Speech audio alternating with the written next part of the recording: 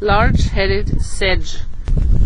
Dune ryegrass. In August 2009, we interviewed 50 people if they know native plants, and out of those 50 people, 14 said they do and 36 said they don't, which represents 28% knowledge of plants versus 72% no knowledge of plants.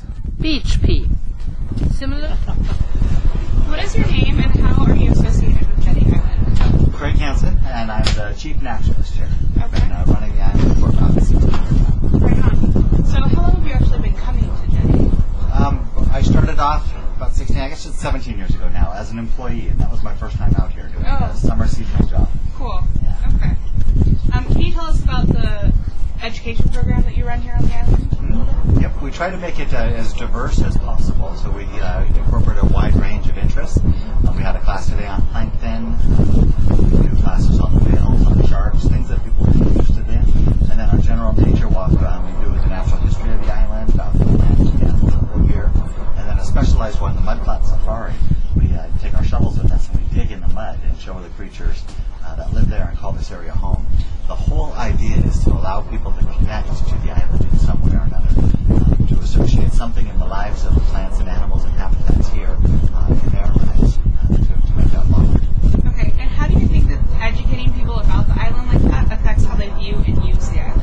I think it makes the world of difference. The more they know about things, the more they appreciate them, take care of them, respect them, and the more they feel a connection with them. So they want to take care of it that way, or they want to donate to where somebody else can take care of it. Yeah, I think it goes a long way and it makes a big difference. How do you believe plant life came to be on the island? Mm-hmm. Some of it we did put here, but just a small sample, just to see what would grow in the intertidal zones and when would grow upland. But because this sandy beach environment is typical for the open coast of Washington, a lot of times those things can't travel in here. So they hitched a ride on the feet of ducks or geese or other shorebirds. They hitched a ride in the fur of animals. Some of them have furs, so they come along with a coyote or a raccoon or a river otter or a harbor seal that would haul out and use this area. But some of them have evolved to travel on the wind. Windy day today. Yeah. It's blowing. Yep, some of them will blow over from Whidbey Island or Hat Island, Tulalip or Mukilteo, depending on which way the wind is blowing. And then others are waterborne. And so we just so many different ways, many ways as there are to transport and move things. And plants have adapted to be able to utilize those. The Snohomish River starts off at the top of Snoqualmie Pass and top of Stevens Pass. And anything that'll float in the water will end up down here. So those seeds are included in that. Are we done? Softwoods. The smoker birch. The peeling Same bark group wood. of people if they know non-native invasive species. 26% or 13 people said they know about them versus 74% or 37 people that didn't have any knowledge of non-native invasive plants. That's the old Himalayan blackberry. Scotch broom. Western Mountain Ash. All the Nice mountain nature ash. Walk, yes. So, thank you. And I think nature walks are great, very important, great for children also. Wonderful. Thank you so much. Canada's thistle. Red elderberry. The plants that like stripe. So I've been to some of the campfires and things like that on the island, and they're very good. They're very good for the mixed audience, adults and children, and the kids especially seem to really enjoy them. The ones I've seen are the birds of prey, but I haven't participated in any of the other programs out here.